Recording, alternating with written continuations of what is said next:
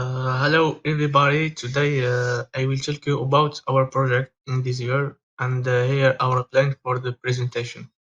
We will start by a short introduction, then I will explain our organization to realize the project. After that we have some historic, then the technical part about our project and language choice, finally a conclusion. To start, I invite you to look at this image of a flock of birds. As you have surely already noticed, the birds during their flight sometimes offer magnificent shows by constituting cloud of birds. They are numerous, but they perform synchronized and perfectly coordinated movements, and they never colliding. So why? The answer could well help engineers to design effective anti-collision system on drones whose collisions are likely to be more and more numerous. The drone camera, for example, can only watch a part of the scene. On the other hand, in a drone network, if everyone transits their data by radio to their neighbors, if each drone can do a small part of the work, then we can consider carrying out more heavy tasks mapping. This is our plan for the realization of project. Firstly, definition of important task, then do task scheduling. Finally, roles of actors and schedulers. As many projects fail because of a bad definition of the project, it is therefore important to define the dimension of our project before launch it. Our project is based on the principle of hawk-dove game, which correspond to the theory which typically describe two individuals moving towards each other.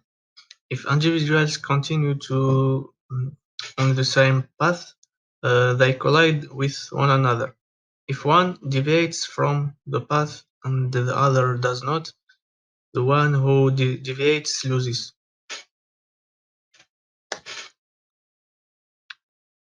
Our work in this project is therefore to analyze this behavior, to define base rules, to know the biological characteristics of the animal in order to model it. This will allow us to simulate this behavior in order to transpose it to networks, sensors, drone, etc. And to do that, our team is composed by two developers and two design analysts. The developers, Abib and me. The designers are Wisal and Mohammed. Now we move to some historical. So in 1820, Wynne-Potts, a professor at the University of Utah, became interested to this phenomenon. So Wynne-Potts filmed clouds and realized. So Wynne-Potts filmed flocks and realized that any individual has the power to lead the group. And in 1986, computer scientist Greg Reynolds clarified the rules that simulate the behavior of this flock that we will explain later. So the question is why birds the flock? In the exact reasons for this behavior are not yet clear. There is hypothesis that a majority of experts agree on the idea that it is a behavior serving to avoid the attacks of a predator. So the main reason is defense against the predator. The enemy avoid venturing into the group for fear of injury, and the predator attacks the ones who leave the group because those are so weak. In 1986, Craig Reynolds made a computer model of coordinated animals' motion, such as bird flock and fish schools, based on three-dimensional computer geometry of the type normally used in computer animation or computer-aided design. He called the generic simulated flocking creatures Boid. The basic flocking model consists of three simple steering behaviors which describe how the individual Boid maneuver based on the positions and velocities its neighboring flockmates. The three rules are separation, alignment, and cohesion. Separation consists to steer to avoid crowding local flockmate. The alignment is to steer towards the average heading of local flockmates. Finally, the cohesion. It is to steer to move toward the average position of local flockmates.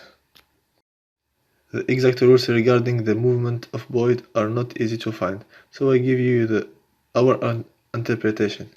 Boid is characterized by position x and y and speed x and y. Each Boid has a field of version of radius r. It does not take into account Boids, which are outside its field of vision. He has also a viewing angle of less than 180 and cannot see beyond it. He is proportionally attracted to the center of the Boid he sees. He moves away from the Boids he sees, proportionally to the inverse of the squares of the distance between them. It gradually aligns its direction speed x in x and y with that of its neighbors. Regarding the programming language, we hesitated between two libraries, SFML and SDL, because they are similar which allow to do almost the same thing. However, we choose SFML because there are more tutorials and resources in French than on SDL. More SFML is written in C++, which is an object-oriented language, unlike SDL, which is written in C. Therefore, it's more suitable for the realization of our simulator.